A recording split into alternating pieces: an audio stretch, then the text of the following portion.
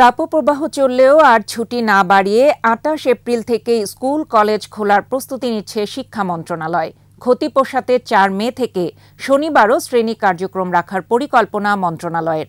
তবে পরবর্তী নির্দেশ না দেয়া পর্যন্ত অ্যাসেম্বলি সহ শিক্ষার্থীদের শ্রেণী কক্ষের বাইরে সব কার্যক্রম বন্ধ রাখার নির্দেশ দেওয়া হয়েছে। প্রণব চক্রবর্তী রিপোর্ট। ওয়ালটন ফ্রিজ কিনে অনেকের মতো আপনিও হয়ে যেতে পারেন মিলেনিয়াল। সেরা পণ্যের সেরা অফার।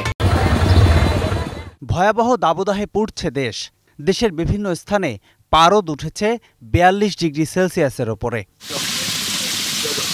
প্রচণ্ড গরমে গেল এক সপ্তাহ বন্ধ শিক্ষা প্রতিষ্ঠান। তাপপ্রবাহ কমার কোনো লক্ষণ এখনও নেই। নতুন করে আরও এক দফা হিট অ্যালার্ট জারির মধ্যেই শিক্ষা মন্ত্রণালয় জানালো ২৮ এপ্রিল রোববার থেকে খুলছে স্কুল কলেজ। শিক্ষা মন্ত্রণালয়ের ব্যাখ্যা, দেশের সব স্থানে তাপমাত্রা সমান নয়, তাই গেল এক সপ্তাহে শিক্ষার্থীদের ক্ষতি পোষাতে ৪ মে থেকে শনিবারও শ্রেণী কার্যক্রম চালাতে চায় মন্ত্রণালয়।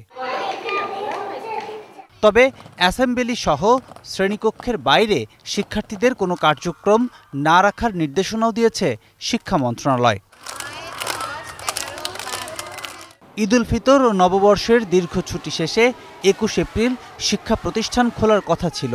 তবে তাপপ্রবাহের কারণে শিক্ষা প্রতিষ্ঠান এক সপ্তাহের জন্য ছুটি দেয়া হয়। প্রণব চক্রবর্তী, ২১ টেলিভিশন, ঢাকা।